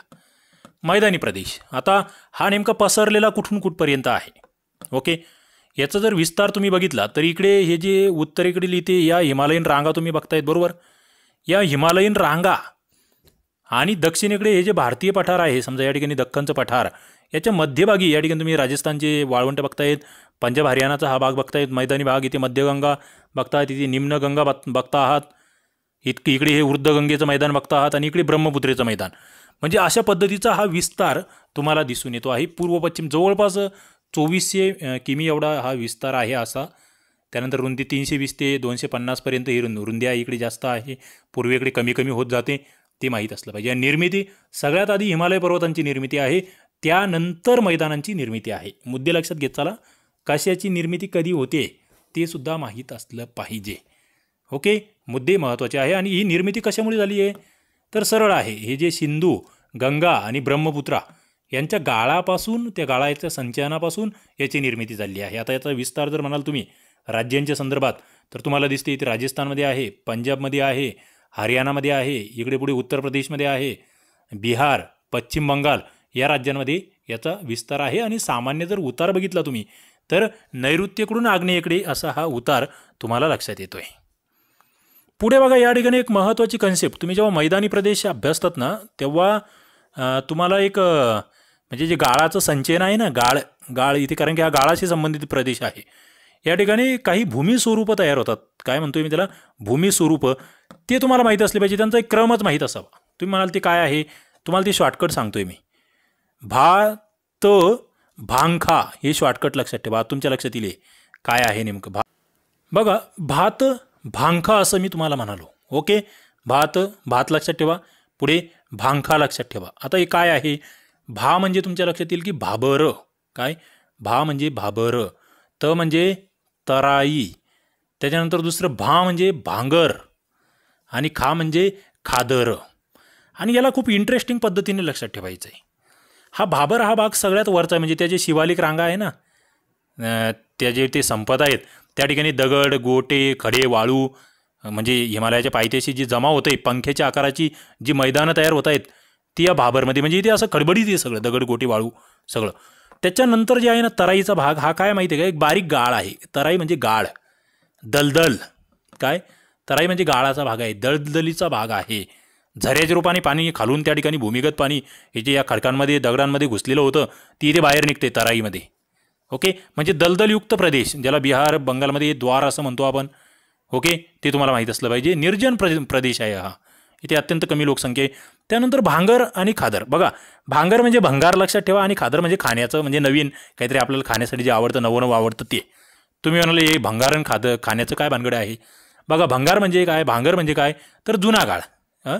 जुना गाळ, नदीच्या पूर पातळीच्या वरचा जो जुना गाळ आहे. भंगार कसं असतं, जुनं असतं. भंगार म्हणजे जुना गाळ, भांगर म्हणजे जुना गाळ, आणि खादर म्हणजे नवा गाळ. खाण्यासाठी आपण नवीन नवीन काहीतरी खातो ना, नवीन गाळ म्हणजे खादर. भंगारपेक्षा खादर अधिक सुपीक आहे. नवीन नदीच्या एकदम काठाजवळचा जो गाळ आहे त्याला आपण खादर म्हणतो. भात भांखा. मित्रांनो, जबरदस्त. आणि हे प्रश्न आले, हे प्रश्न आलेले आहे इथे. हाही प्रश्न आला आहे की भांगरपेक्षा खादर अधिक सुपीक असतो. विधान विचारलेलं आहे हे तुम्हाला. पार राज्यसेवा, कंबाईन, सरळ सेवा, पोलीस भरती, सगळ्या ठिकाणी तुम्हाला या मुद्द्यांवर प्रश्न आहेत. आपण 10 PM जे डेली लाईव्ह लेक्चर घेतोय त्याच्यामध्ये आज रात्री 10 PM लाईव्ह लेक्चर आहे. ओके, त्यामध्ये तुम्हाला हे सगळे प्रश्न कसे आले ते दिसतील. खाली डिस्क्रिप्शन बॉक्समध्ये तुम्हाला लिंक देतोय मी त्या लेक्चरची. 10 वाजता तुम्ही ते अटेंड करा. आज आपण भारताच्या भूगोलावरचे सगळे प्रश्न बघणार आहोत त्या ठिकाणी. तर या कन्सेप्ट तुम्हाला कळतायत. आता आपल्याला जरा व्यवस्थित हे मैदान आणखी समजून घ्यायचं आहे. उत्तर भारतीय मैदानात जर विभाग तुम्ही बघितले तर याचे 3-4 भाग पडतात. म्हणजे इथे हा राजस्थानकडचा भाग याला पश्चिम मैदान म्हटलं जातं. या ठिकाणी हा पंजाब हरियाणाकडचा याला उत्तर मैदान म्हटलं जातं. इथे गंगेचा हा भाग आहे याला मध्य मैदान म्हटलं जातं. ब्रह्मपुत्राच्या भागाला पूर्व मैदान म्हटलं जातं. मग या ठिकाणी एक एक गोष्टी आपल्याला क्लिअर, आणि त्या संदर्भातले काही महत्त्वाचे वैशिष्ट्ये आम्हाला माहीत असली पाहिजे. आता हे पश्चिम मैदान जे आहे याला राजस्थानचं मैदान आपण म्हणतोय. ओके, आणि इथे मुख्यत्वे काय वाळवंटी भाग आहे. याला मरुस्थळ अशी एक कन्सेप्ट आहे बघा. इथे मरुस्थळी असं म्हणतो आपण त्या वाळवंटाला. राजस्थानचं जे वाळवंट आहे ना त्याला इथे उष्ण आणि कोरडे हवामान आहे. इथे वाऱ्यांना अडवणाऱ्या पर्वतरांगा नसल्यामुळे थोडंसं ज्याला आपण कमी पावसाचं ठिकाण म्हणतो ते या ठिकाणी आहे. इथे मग सांबरसारखं तुम्ही बघतात खाऱ्या पाण्याचं सरोवर आहे. लुणीसारखी एक हंगामी नदी या ठिकाणी, म्हणजे याच्यातच लुप्त होणारी त्या वाळवंटामध्ये, ते लक्षात घ्या. पुढे थोडंसं आपण इथे वरती गेलो ना, पंजाब हरियाणाचं मैदान आहे. इथे रावी नदीपासून ते यमुना नदीपर्यंतचा जो प्रदेश आहे, इकडे वरती रावी आणि खाली यमुना, या प्रदेशाला आपण पंजाब हरियाणाचं मैदान म्हणतो. आणि हे सुपीक आहे. रावी, बियास, सतलज यांच्यामुळे सुपीक होते. या ठिकाणी माळवाचं मैदानसुद्धा आहे. जे बियाज आणि सतलजचा दुआब आहे ना त्याच्या खाली इथे माळवा मैदान, आणि इथे दुआब नावाची कन्सेप्ट ती माहीत असली पाहिजे. जसं आपण डून बघितली ना तशी दुआब. दुआब म्हणजे 2 नद्यांच्या दरम्यानचा प्रदेश. तुम्हाला मी जसं सांगितलं की रावी आणि यमुना याच्या दरम्यानचा प्रदेश जो आहे त्याला आपण दुआब म्हणतोय थोडक्यात. त्यानंतर येतं मध्य मैदान. मध्य म्हणजे काय, हे गंगेचं मैदान थोडक्यात. मग त्या गंगेमध्ये पुन्हा 3 भाग आहे, ऊर्ध्व गंगा, मध्य गंगा आणि निम्न गंगा. हे मध्य मैदान, ज्यामध्ये उत्तर प्रदेश, बिहार आणि पश्चिम बंगाल या 3 राज्यांचा समावेश आहे. ओके, इथे मग रोहिलखंड, आवधचे मैदान तेही याच्यामध्येच येतात. ओके, गंगा यमुना दुआब जो सगळ्यात दाट लोकवस्तीचा आहे. त्यानंतर गंगा यमुना दुआबाच्या थोडंसं पूर्वेला जर बघितलं तुम्ही रोहिलखंडचं मैदान आहे, ज्या ठिकाणी रामगंगा, शारदासारख्या नद्या वाहत आहेत. पुढे अवध मैदान आहे जिथे गोमती, राप्ती आणि शारदा या नद्या वाहत आहेत, ते माहीत असलं. घागरा या नद्या वाहत आहेत. आणि पुढे आहेत ते म्हणजे पूर्व मैदान. पूर्व इथे तुम्ही बघतायत ब्रह्मपुत्रा नदीचं मैदान म्हणूया. थोडंसं इथे पश्चिम बंगालचाही भाग आहे, बिहारचाही काही भाग आहे. ओके, हा पूर्वेकडचा भाग. या ठिकाणी मग तुम्ही बिहारच्या याच्यापासून जर सुरुवात केली तर घागरा, गंडक, कोसी या महत्त्वाच्या नद्या या ठिकाणी आहे. त्या पात्र बदलणाऱ्या नद्या आहेत ते लक्षात राहू द्या. पुढे मग आसाममधलं ब्रह्मपुत्रेचं खोरं ते सुद्धा याच्यामध्ये येतं आहे. ओके, तर हे मुद्दे इथे तुम्हाला लक्षात ठेवावं लागतात. आणि सगळ्यात महत्त्वाचं, हा जो मैदानी प्रदेश आहे याचं महत्त्व जर तुम्हाला विचारलं एका शब्दामध्ये तर हा भारतातील सर्वात सुपीक आणि कृषी समृद्ध असा भाग आहे. इथे मुबलक असे भूमीसाठे आहे. सुपीक मृदा या ठिकाणी आहे. वाहतूक, दळणवळण साधनांचा विकास झालेला आहे. इथे तीर्थक्षेत्र तुम्ही जर बघितले, गंगेच्या काठावर प्रयाग आहे, काशी आहे, हरिद्वार, ऋषिकेश, अलाहाबाद अशी विविध तीर्थक्षेत्र तुम्हाला या ठिकाणी दिसून येतील. मैदानी प्रदेशाबद्दल मी बोलतो आहे. मित्रांनो, पुढचा भाग येतो आता याच्या खाली. इथून जे सुरू झालंय असं या त्रिकोणी स्वरूपाचं, ते म्हणजे द्वीपकल्पीय पठारी प्रदेश, ज्याला भारतीय पठार अशा नावाने सुद्धा आपण ओळखतो आहोत. काय, भारतीय पठार असंही त्याला आपण म्हणतो आहोत. हा त्रिकोणी भाग आहे. ओके, एक प्राचीन स्थिर स्वरूपाचा हा भाग आहे. या ठिकाणी जर बघितलं तुम्ही तर या ठिकाणी या वायव्येला या ठिकाणी आरवली पर्वतरांग आहे. याच्या इकडे उत्तर भागात बघितलं बुंदेलखंड पठार असेल, कैमूरचे डोंगर असेल, इकडे ईशान्येकडे राजमहाल टेकडे आहे, पूर्वेला या ठिकाणी तुम्ही बघतायत पूर्व घाट आहे, पश्चिमेला इकडून या किनारपट्टीच्या भागाच्या बाजूला तिथे पश्चिम घाट आहे, दक्षिणेला या ठिकाणी निलगिरी पर्वतरांगा आहेत. याच्या मध्यभागी हा भाग वसलेला आहे, ज्याला आपण काय म्हणतो आहे, भारतीय पठार असं म्हणतोय. मग पुढचा प्रश्न येतो की भारतीय पठाराची निर्मिती कशामुळे झाली. तर हा जे लाव्हारस म्हणतो ना आपण, ज्वालामुखीचा उद्रेक झाला आणि त्याच्यातून जो लाव्हारस बाहेर आला, त्या लाव्हारसाच्या साठवणुकीतून या ठिकाणी पठारी प्रदेश तयार झाला. मग पठारामध्ये पुन्हा दोन भाग पडतात, एक म्हणजे उत्तर भारतीय पठार आणि दुसरं म्हणजे इथे दख्खन भारतीय पठार. ओके, दोन गोष्टी आहे. मग उत्तर भारतीय पठारात जर बघितलं तुम्ही, या ठिकाणी मुख्यत्वे अरवली पर्वताचा वगैरे भाग येतोय. अरवली पर्वत ज्याला आपण अवशिष्ट पर्वत असं म्हणतोय, ज्या ठिकाणी माउंट आबू हे थंड हवेची ठिकाण आहे. गुरु शिखर जे 1722 मीटर उंचीचं ते शिखर या ठिकाणी आहे, अरवली पर्वत. त्यानंतर खाली थोडं त्याच्या खाली विंध्य पर्वतरांग आहे जी महत्त्वाची आहे. त्यानंतर मग उत्तर भारतीय पठारामध्ये आपण बघतोय खाली मेवाड आहे. म्हणजे एकदम तुम्ही जर पूर्वेकडून पश्चिमेकडून पूर्वेकडे क्रम लावायचा झाला तर इथे बघा त्या पठारा याचा क्रम तुम्हाला मी सांगतोय. या ठिकाणची जी वेगवेगळी डोंगरं आहेत, पठारं आहेत, त्यामध्ये मेवाड सगळ्यात पश्चिमेला आहे. मेवाडच्या नंतर जर बघितलं तुम्ही तर माळवा आहे. बघा हे महत्त्वाचे मुद्दे परीक्षेभिमुख आहे. माळवाच्या नंतर बुंदेलखंड आहे, बुंदेलखंडाच्या नंतर बाघेलखंड आहे. फक्त हा क्रम सांगतोय मी तुम्हाला इथे. आणि बाघेलखंडाच्या नंतर इथे छोटा नागपूरचा पठार आहे. हे स्क्रीनशॉट काढून घ्या किंवा लिहून घ्या. पश्चिमेकडून पूर्वेकडे असलेला हा या पठारांचा क्रम. कुठे उत्तर भारतीय पठारं आणि नद्यांच्या खोऱ्या या संदर्भात हे सगळं बोलतोय मी. मग इथे हे मेवाडचं पठार कुठे माहिती आहे का, हे अरवली पर्वताच्या पूर्वेला राजस्थानामध्ये मेवाडचं पठार आहे. या पठारावर चंबळ नदी वाहते, ते लक्षात राहू द्या इथे. पुढे माळवाचं पठार जर बघितलं तर हे मेवाडचं थोडंसं दक्षिणेला येतं आहे, विंध्य पर्वताच्या उत्तरेला येतं आहे. मध्य प्रदेशामध्ये माळव्याचं पठार आहे. कुठे, मध्य प्रदेशामध्ये. या ठिकाणी मग ती बिहड नावाची एक कन्सेप्ट आहे बघा. बिहड नद्यांनी जी झीज केलेली असते ना, यामध्ये चंबळ, बेटवा, पार्वती या नदी इथे माळवाच्या पठारावरून वाहत आहेत, ते माहीत असावं. पुढे बुंदेलखंडचं पठार जर बघितलं तर हे यमुना आदी विंध्य पर्वताच्या दरम्यान आहे, बुंदेलखंड. पुढे बाघेलखंड जर बघितलं तर हे यमुना नदी आणि शिवन नदीच्या दक्षिणेला आहे. बाघेलखंड जे मध्य प्रदेश आणि छत्तीसगडमध्ये आहे. इथून मग शिवन, रिहांद आणि गोपाल या नद्या वाहतात. आणि शेवटचं छोटा नागपूरचं पठार. तुम्हाला हा प्रश्न विचारला जाईल की छोटा नागपूरचं पठार कुठे, तरी झारखंड राज्यामध्ये आहे. या पठारावरून दामोदर आणि सुवर्णरेखा या दोन नद्या वाहत असतात. आणि याला संपत्तीचे भांडार असं म्हटलं जातं, भारतातल्या संपत्तीचं भांडार. याच्यापुढे मग आपण बघतोय राजमहाल टेकड्यासुद्धा आहेत. ओके, हे झालं उत्तर भारतीय पठाराबद्दल. आता पुढचा मुद्दा जो आहे, तुम्ही जर बघितलं इथे हा तुम्हाला महाराष्ट्राचा नकाशा दिसतो आहे. महाराष्ट्र इथे हा कर्नाटक दिसतो आहे. इथे थोडंसं तेलंगणाचा भाग आहे. या ठिकाणी इकडे काही थोडासा याचा छत्तीसगडचा भाग येईल. या ठिकाणी तुम्हाला दख्खनचे पठार आहे. मग दख्खनचे पठार किंवा त्याला दक्षिण भारतीय पठार असं म्हणतो आपण. त्रिकोणाकृती स्वरूपाचा आहे. अशा स्वरूपाचा त्रिकोणाकृती आकार याचा आहे. याच्या सीमा जर तुम्ही बघितल्या तर इकडे पश्चिमेला काय आहे, पश्चिम घाट आहे. पूर्वेला इकडे पूर्व घाट आहे. ओके, उत्तरेला इकडे सातपुडा पर्वतरांगा आहे. त्यानंतर इकडे महादेव आणि मैकल पर्वतरांगा आहेत. आणि भारतीय पठारामधलं सर्वात मोठं पठार म्हणून आपण याला ओळखतो. ओके, आता या दख्खनच्या पठारामध्ये नेमकं येतं काय काय बघा.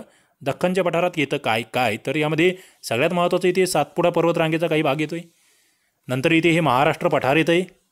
ओके, त्यानंतर इथे कर्नाटकमधलं ज्याला म्हैसूर पठार म्हणतोय आपण किंवा कर्नाटक पठार म्हणतोय.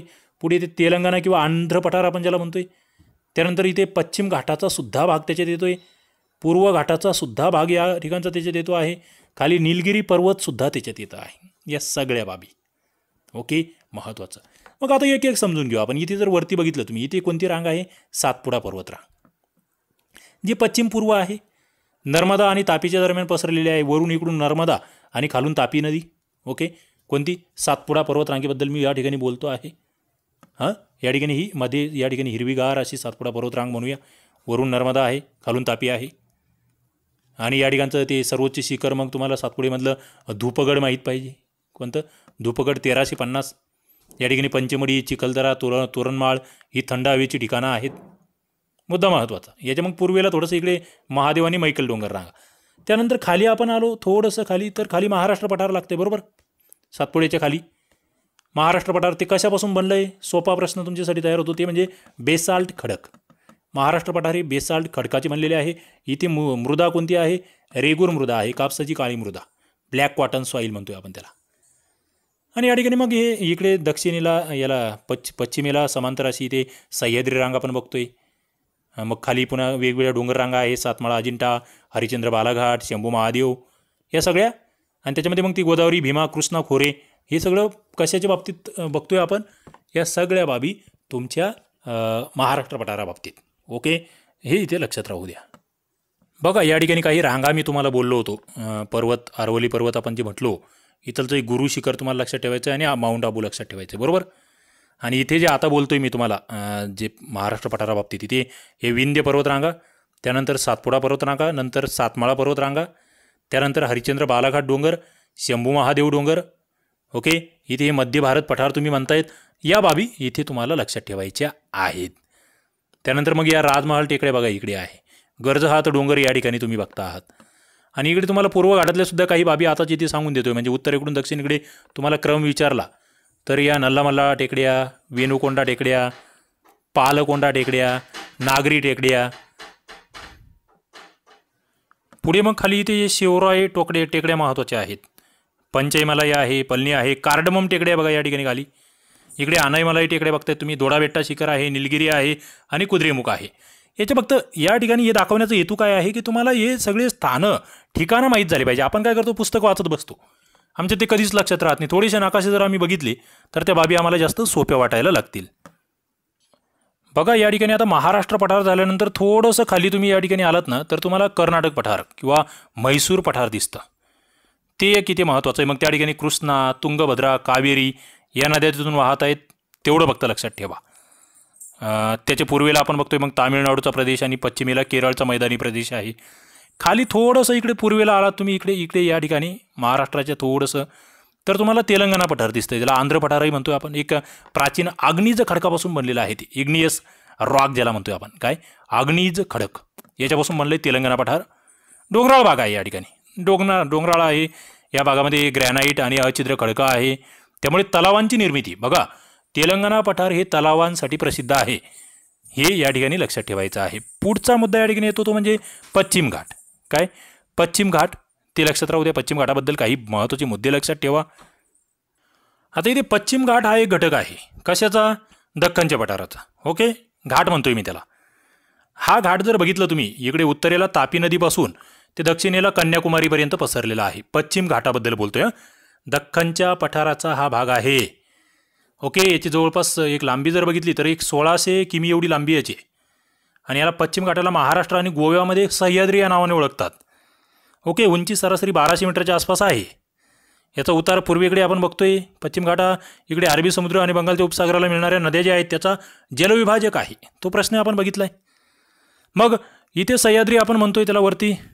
या पश्चिम घाटामधलं कळसुबाई एक महत्त्वाचं शिखर आहे सह्याद्रीमधलं, 1646 मीटर. त्यानंतर साल्हेर. बघा सह्याद्रीमध्ये म्हणजे महाराष्ट्रामध्ये 4 शिखरं इथे सगळ्यात महत्त्वाचे.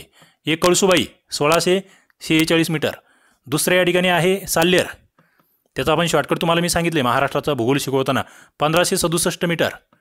कसा, महादेव, हस्तो, मग महाबळेश्वर 1438 आणि हरिश्चंद्रगड 1424. हे सगळ्यात महत्त्वाची आणि उंच शिखरं तुम्हाला या ठिकाणी लक्षात ठेवायचे आहेत. मग बरेचसे इथे पुन्हा घाटही आहेत.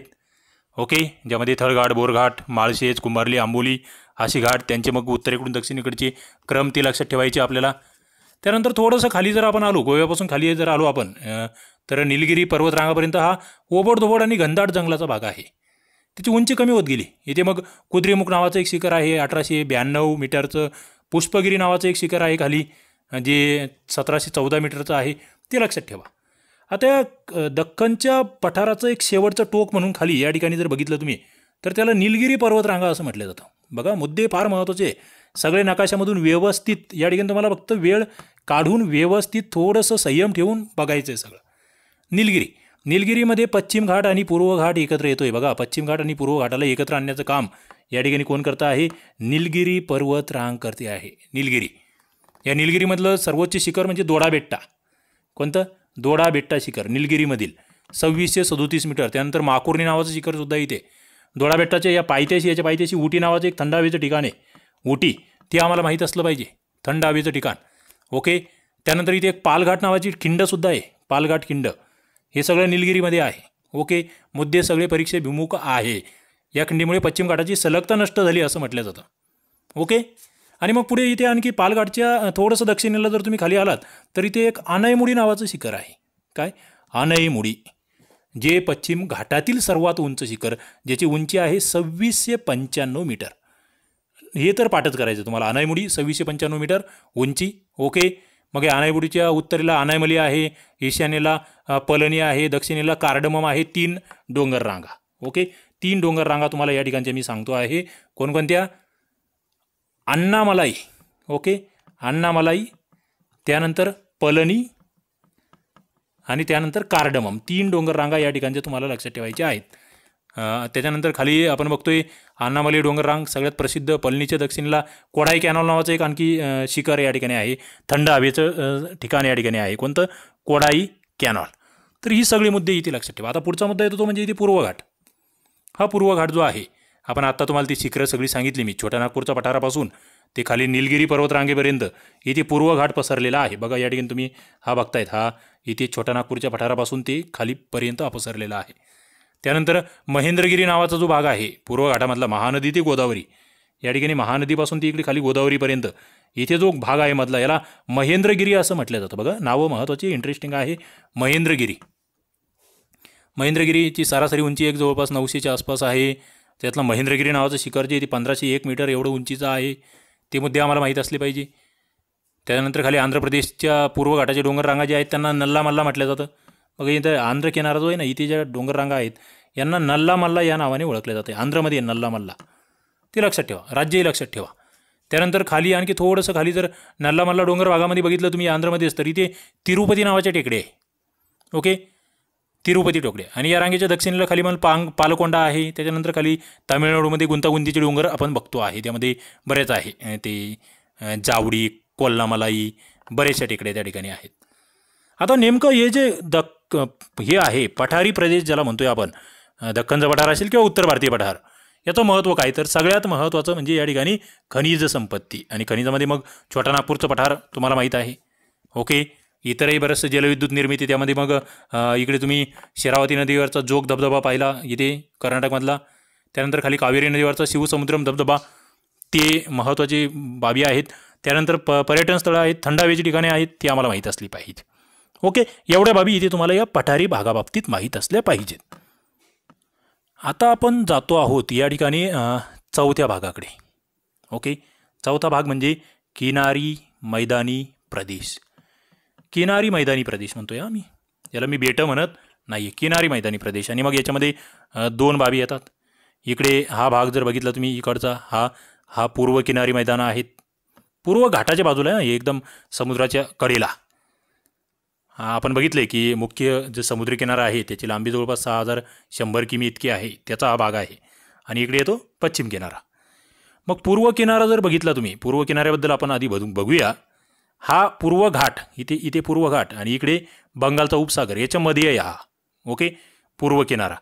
याचं जर बघितलं विस्तार, तर इथे पश्चिम बंगालमधली सुवर्णरेखा नावाची नदी ते खाली कन्याकुमारी इथपर्यंत हा असा पसरलेला आहे. पूर्ण या ठिकाणी पसरलेला आहे किनारा.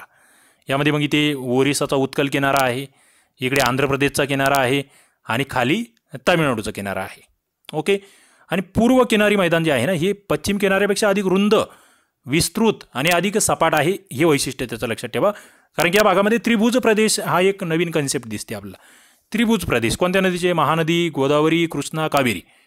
या प्रदेशामध्ये काही सरोवर आहेत, चिल्का, कोलेरू, पुलिकत, काही पुळणंसुद्धा आहेत, ते लक्षात ठेवा. आता इथे कोणत्या किनाऱ्याला काय म्हणतात बघा. इथे उत्कल किनारा कशाला म्हणायचं? ओरिसाच्या किनाऱ्याला उत्कल किनारा आपण म्हणतोय. त्या ठिकाणी मग ते महानदीचा त्रिभुज प्रदेश आणि तेथील तुमचं ते चिल्का सरोवर तुम्हाला लक्षात ठेवायचे. चिल्का सरोवर ओडिशा या राज्यामधला. ओके, एवढंच लक्षात ठेवा. इथे पुढे आंध्र किनारा जो आहे हा ऋषिकुल नदीपासून ते पुलिकत सरोवरापर्यंत. या ठिकाणी तुम्ही जर बघितलं या 2 नद्यांच्या मधल्या भागामध्ये कोलेरू नावाची एक, गोदावरी आणि कृष्णाचा जो त्रिभुज प्रदेश आहे ना, तिथे कोलेरू नावाचं एक सरोवर तयार होतं आहे. आणि ते गोड्या पाण्याचं सरोवर आहे. गोदावरी आणि कृष्णाच्या मध्ये त्या त्रिभुज प्रदेशामध्ये कोलेरू सरोवर, ते लक्षात राहू द्या. त्यानंतर खालचा किनारा जो येतो तो म्हणजे तामिळनाडूचा किनारा. त्याला आपण कोरोमंडल किनारा असं म्हणतोय. काय? तामिळनाडू कोरोमंडल किनारा, जो पुलिकत सरोवरापासून ते कन्याकुमारीपर्यंत आहे. ओके, त्या ठिकाणी पुलिकत नावाचं एक खाऱ्या पाण्याचं सरोवर आहे. श्रीहरिकोटा हे बेट जर बघितलं तर ते इथे महत्त्वाचं आहे. कावेरीचा त्रिभुज प्रदेश या ठिकाणी आहे, तेवढं लक्षात ठेवा. ओके, या ठिकाणी आपण पूर्व किनारपट्टीबद्दल बघितलेलं आहे.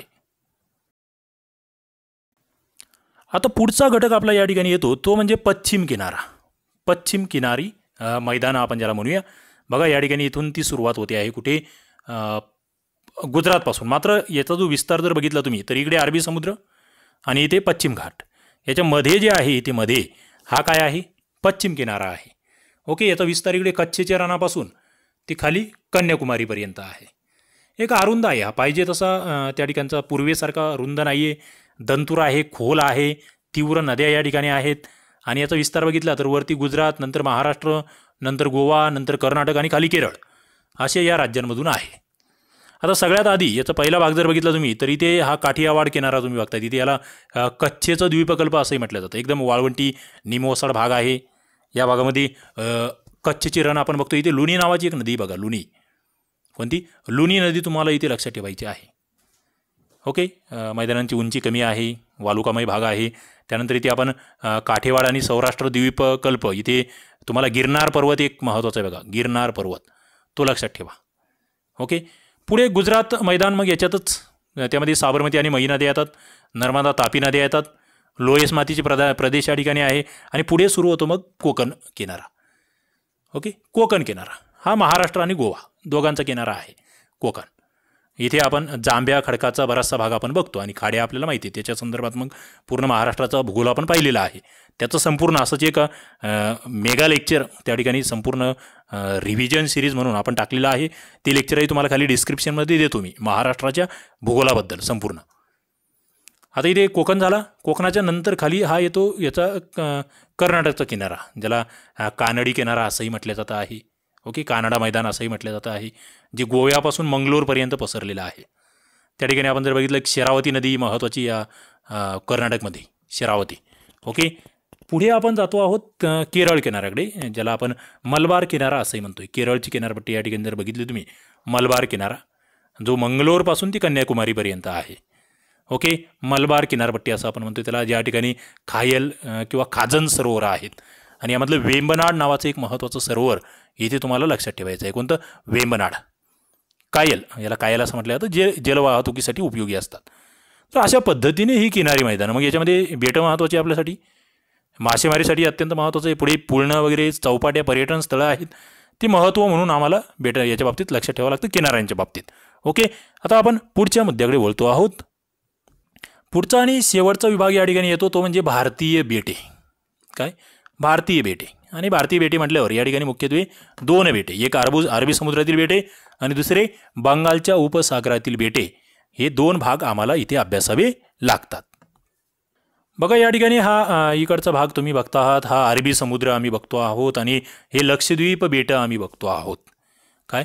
लक्षद्वीप बेट समूह, जो खरं म्हणजे प्रवाळ खडके जे आहेत ना, प्रवाळ खडके, प्रवाळांच्या भिंतिका, त्याच्यापासून त्या प्रवाळ कीटकांचं संचयन होऊन यांची निर्मिती झाली आहे.